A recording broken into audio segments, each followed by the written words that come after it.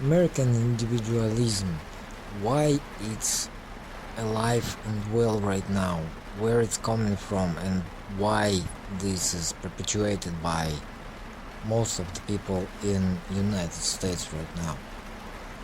Two Russian guys, one of them is historian, professional historian, they discuss how one idea about film that made in Russia about revolution of attempt of revolution of 19 I forget, it's decabrists, and they talk about freedom and then suddenly start to realize that liberal people right now in Russia, they are very offended by everything, just like in the United States. But it's very important question to ask why, and what is the freedom and what is individual freedom, where it coming from, etc. Because I see many examples of how community was very strong and very collect, I guess. They fight for their rights, they created many good stuff before the World War II in United States, of course, not in Russia, not in Europe, but in United States in particular, because we right now discussing the rise of individualism in the United States. So this is important question. After World War II, suddenly there was change. People become a little bit more individualistic since second wave of feminism started, since the liberation of, not liberation, but equal rights for black population, for colored population, mostly black, of course.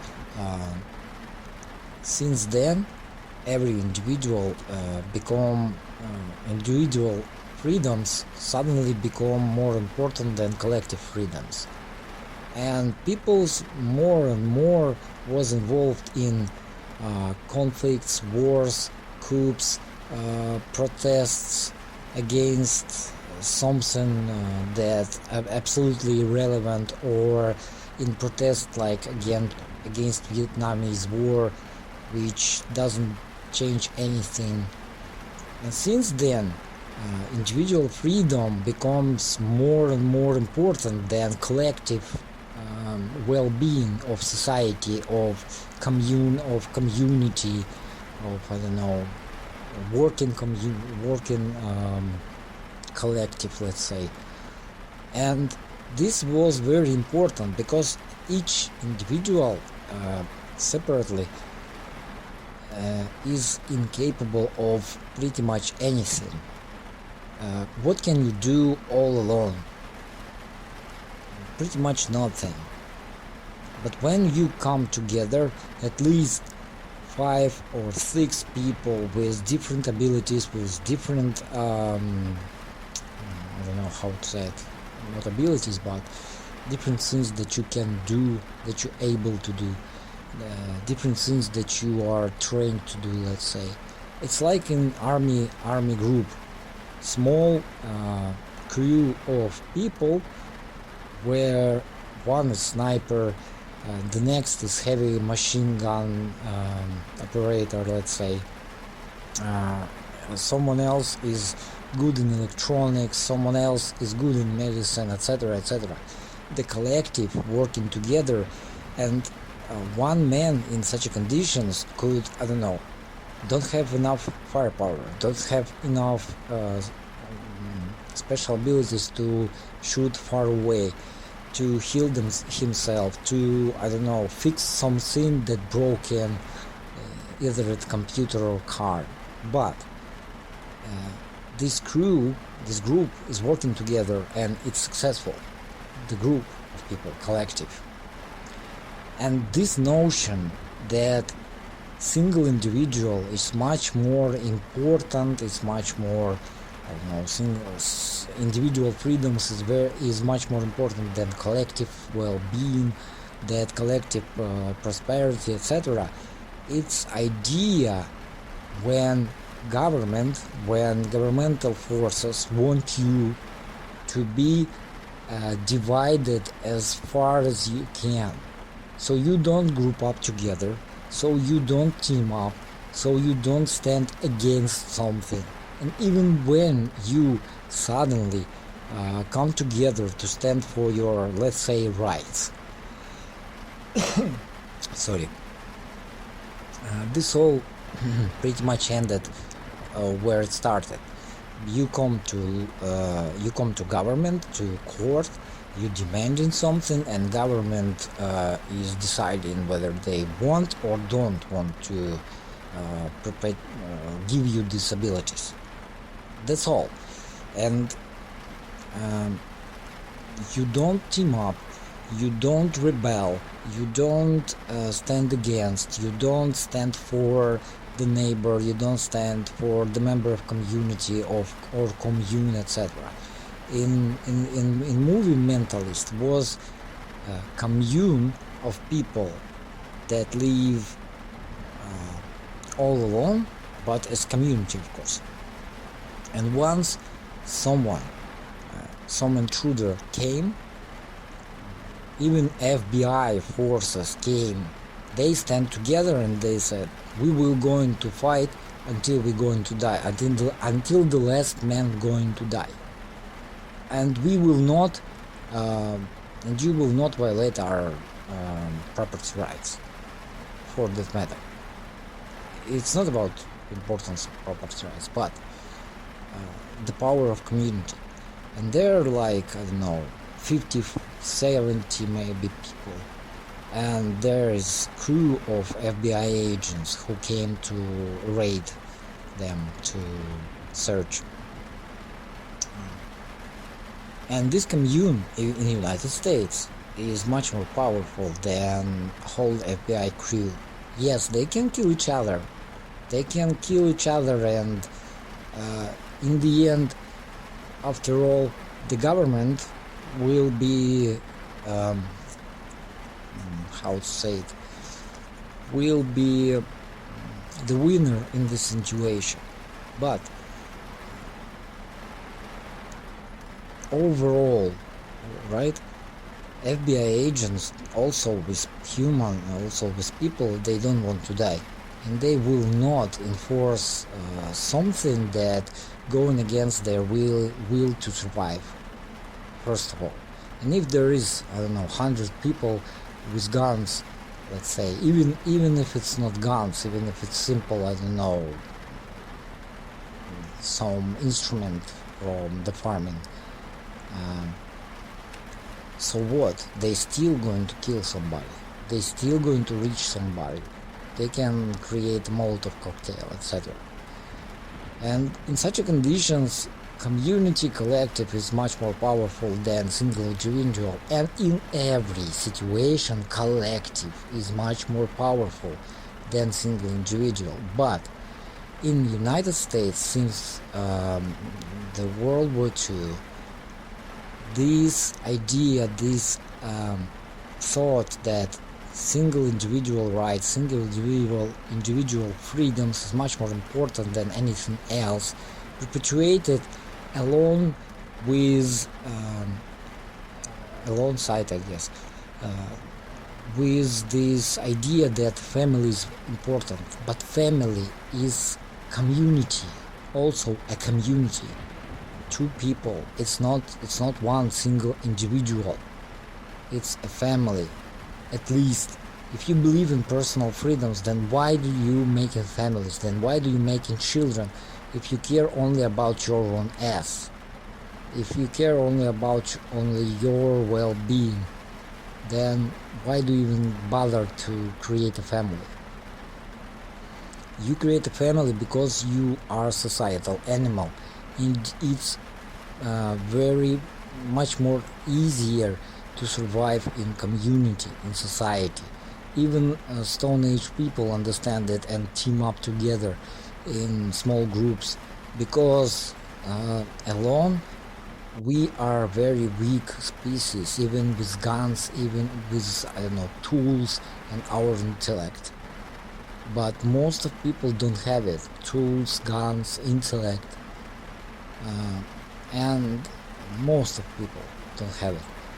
And in such a conditions, divide people, as this American slogan said, united we stand, divided we fall. And in the same time, so this cognitive dissonance, I already talked about it, they pushing on you two different things, absolutely opposite of one another, and you believe in both. You think that individual freedoms divided, you stand but you fall, and you think that together we fall but together we're strong. And in the same time, the cognitive dissonance of the people, this is why it's just one small example, because there is many stuff in this. For example, entrepreneurship is good. No, it's not. If your end goal is profit, then you will not stop at anything to do your thing, and you will never do something good for society or community, and therefore you are going to enslave your workers. And in the same time, you think that you, as a worker, should praise the entrepreneur who is going to enslave you.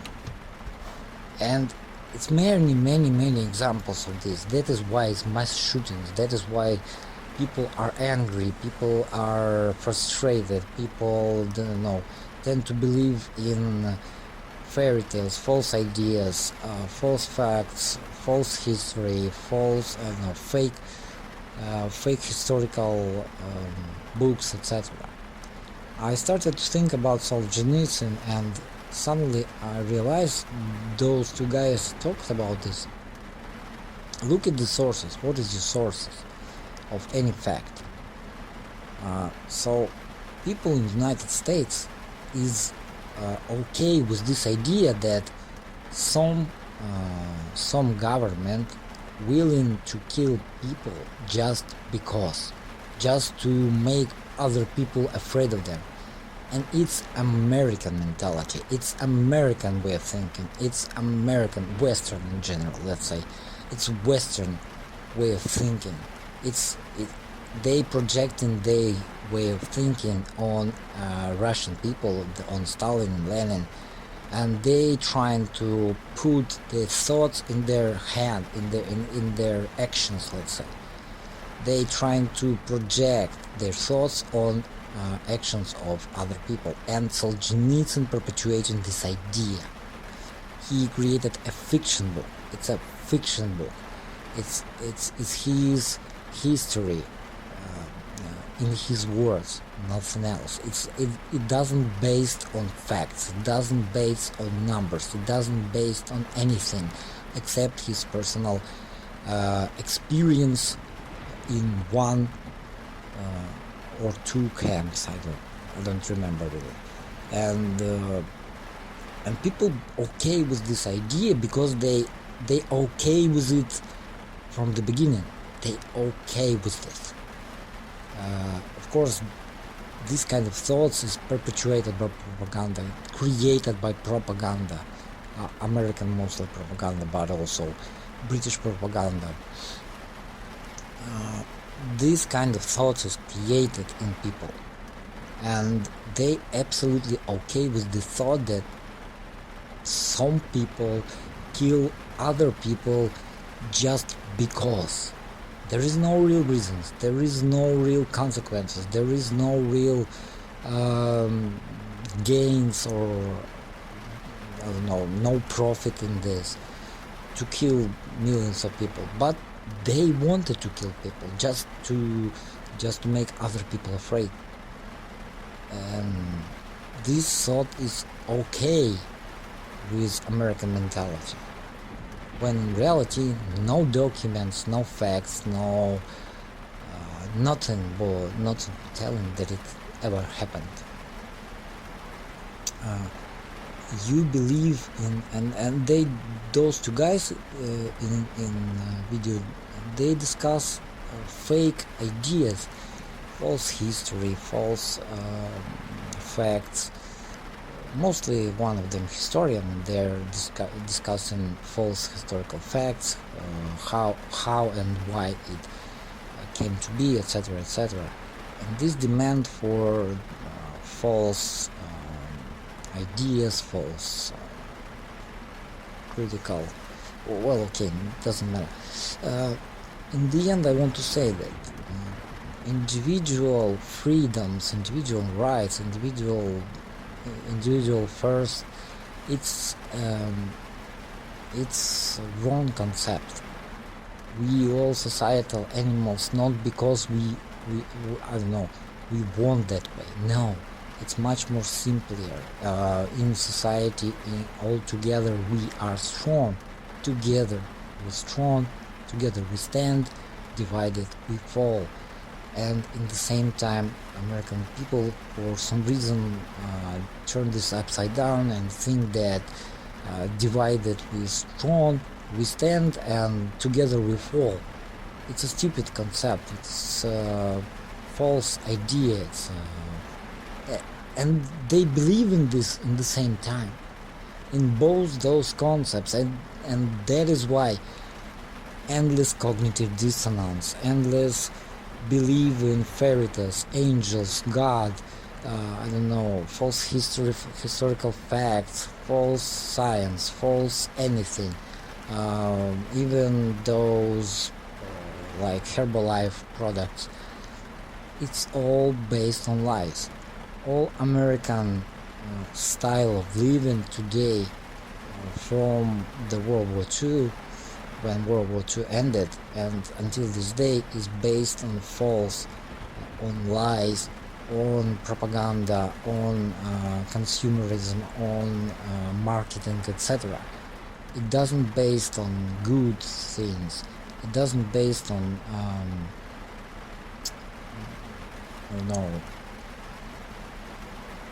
something that good for society. As long as American government could run around with these air carriers all over the world and rob other people and rob other countries, they could provide American citizens with higher standards of living, because they are number one and they are sucking resources into United States. But when it's going to end, American people will suddenly, as it right now happening in the United States, they will try to demand the social justice. And social justice, it's not this inverted, I guess, I don't know how to say it, it's not this idea that perpetuated right now by liberal and i.e. Pretty much the same people that all previous 70 years. It's not that perpetuated right now by liberal elite. Social justice is not about gay rights or, I don't know, abortions or something along those lines. No, social justice is equal access to basic needs. It's not when everybody equal. It's when everybody have access to education and healthcare. First and foremost. First of all, you must have access to education to get a job that you're able to do and be healthy to do this job. It's not about giving you a free stuff. No, from this depending the health of society as whole. If everyone could achieve in their life enough according their education that they can get, and be healthy enough to do the job that they are trained to do. That's it. It's basics. you have to have this. You have to be, of course, protected by, let's say, in terms of country, in terms of state, you have to be protected by army or police from the thieves, etc. But in the basis, social justice, it's not when you demand in gay rights. No. So demand for social justice, in real social justice, came when the poorest of poor can get the same level of education that the richest of the rich. Right now, it's not the case in Western world in general. Even if in countries like France, Germany, where there's free education, you can't achieve the same things. And in the United States, where you from the beginning can't get education according to your knowledge, according to your level of skills, therefore you don't get the job that you're able to, and you are not healthy, because nothing is healthy about the style of living in the United States. So you are not trained for the work, for the job that you can do, that you're able to do, and you're not healthy enough to do this job to begin with. And that's when the demand for social justice, social equality, social equality. It's not the economical equality. Economical equality comes from the view of standpoint. I understand that every American wish or want to be to become a millionaire one day, and live like king and consume all other people. But in reality, how many of you become millionaires?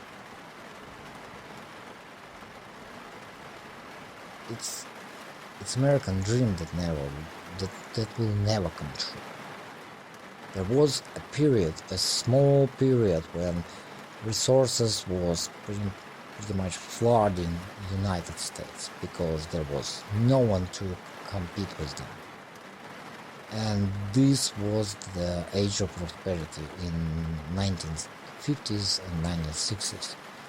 Once Europe rebuilt it, once USSR rebuilt it, once such a big player like Japan and China came on the world stage, that's it.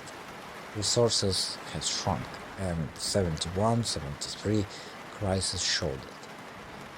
And since then, economy doesn't